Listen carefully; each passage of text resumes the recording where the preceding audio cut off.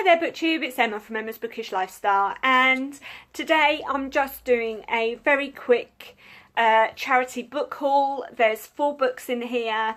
I seem to be quite blessed at times and also sometimes not so much when it comes to visiting my local charity bookshop, but also I do have at my local GP surgery a charity bookshelf. So I often check that out if I'm going there for a prescription review or health check or something like that, just to see what there is. And I like to contribute to my local community. The bookshop, my local bookshop, and also my doctor's surgery charity bookshelf usually sell their books for 50p. Now, some of them are in fantastic condition, some of them not so much, but some of them do bring to mind some unique books that I've not heard of that sound quite interesting. So today, they're not in the best condition. They are well-loved, well-read books. However, they were 50p each. It was for my local charity, and some of them were quite atmospheric. I don't know what's kind of the trend that's gone on with my reading at the moment, but I do seem to be quite attracted to certain types of books based around more environmental kind of areas as much as anything else. So the first book that I've got, I think I've heard somebody else mention on another YouTube channel, but I can't remember when or where. But I saw this, not only was it the cover that attracted me, it was the title of the book. So this is Snow Falling on Cedars by David Gutterson. Now it says on the back here, the death of a fisherman on a Pacific island turns into a murder trial for a Japanese American and a test for passions brewed since Pearl Harbor between two heritages claustrophobically locked on one dot of land. Love and morality are beautifully choreographed into an exceptional debut novel. Now, I say debut novel, it may well not be that debut. Published in Great Britain in 1995. So this, as I say, looks quite atmospheric. I do know a little bit about Pearl Harbor. I do read books on World War II, both fictional and non-fiction books, and I find it very interesting. The subject matter, obviously, around Pearl Harbor was obviously quite contentious and devastating for the American people, and there's a mystery, isn't there, I think, around the Japanese people. I think this could be quite an interesting read. As I say, I'm quite interested by Eastern culture. It's not something I've been exposed to very much, so yeah, we shall see. Another book that I picked up was A Man Called Ove by Fredrik Backman. Now, I've heard about this. I believe it was a book club book last year for Radio 2. And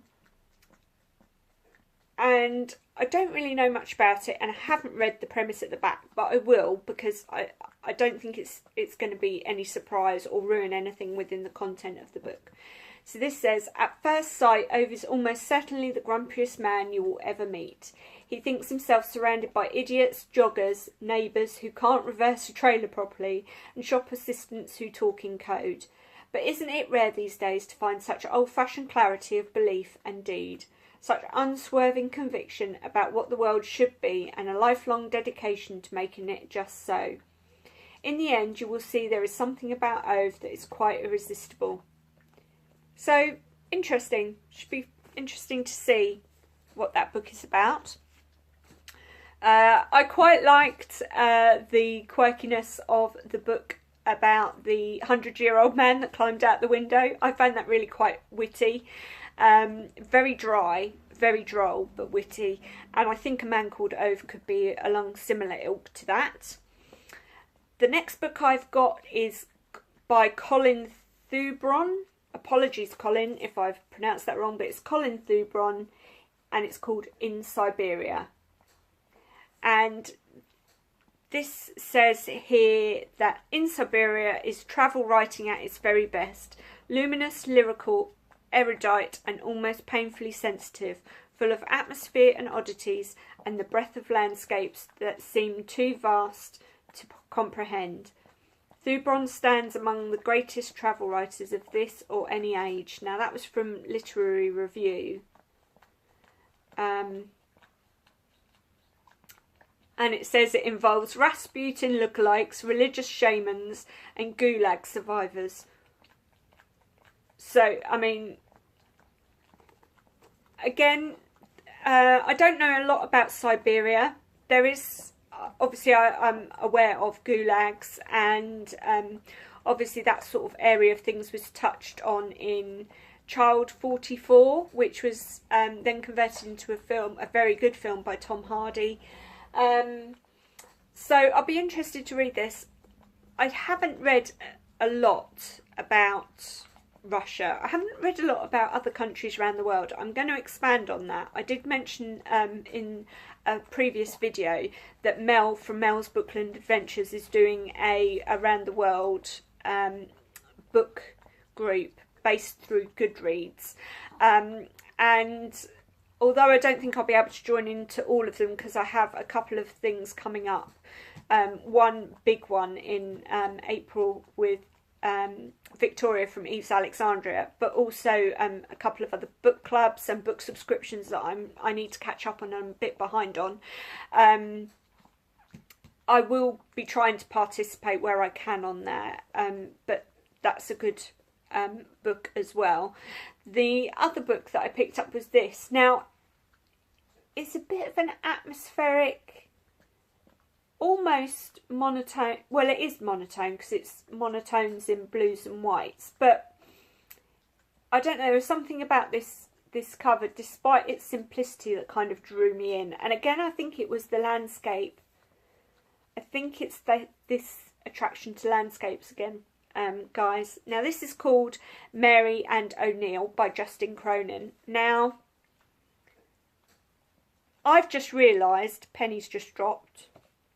In my previous video, I got given for my birthday The Passage by Justin Cronin, which my brother got me. Now, I don't know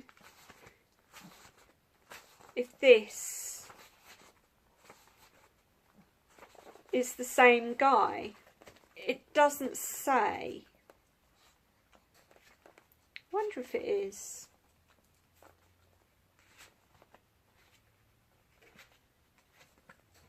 No, it really doesn't say. Anyway, I shall read the back for you. Arthur wakes to a grey November dawn. He lies in the dark of the bedroom he shares with his wife, waiting for his dream to fade. He is 56, he loves his wife and the unspoken rhythms of married life. He has a grown son, O'Neill, and a daughter, Kay, and he has a secret. His wife, Miriam, has a secret too. When the morning comes, they will set out to visit O'Neill at college. This day will change their lives of their family forever. Now, that sounds really compelling. I didn't realise the penny has only just dropped on that whole Justin Cronin thing. Oh my gosh. Where is my head at these days? Anyway, so they're the 4 books that I got recently from my charity bookshop. I'd love to know if you've read any of these, if you've read much of Justin Cronin, if that Justin Cronin is the same as the gentleman that wrote The Passage. I would be surprised if it wasn't. Yeah, let me know if you'd like to chat in the comments below. I'd really appreciate it. Do you have any great charity bookshops near you? Do you have any great book barns? I know Mel at Mel's Bookland Adventures has a local second-hand book barn up near her, which sounds absolutely idyllic. Unfortunately, I don't have anything quite like that, but I do have a couple of quality second-hand bookshops near me, although they're not always brand new. Do you care if your second-hand bookshops books are well read? Do you get them anyway? Let's have a chat in the comments down below. Speak to you soon, BookTube. Take care for now.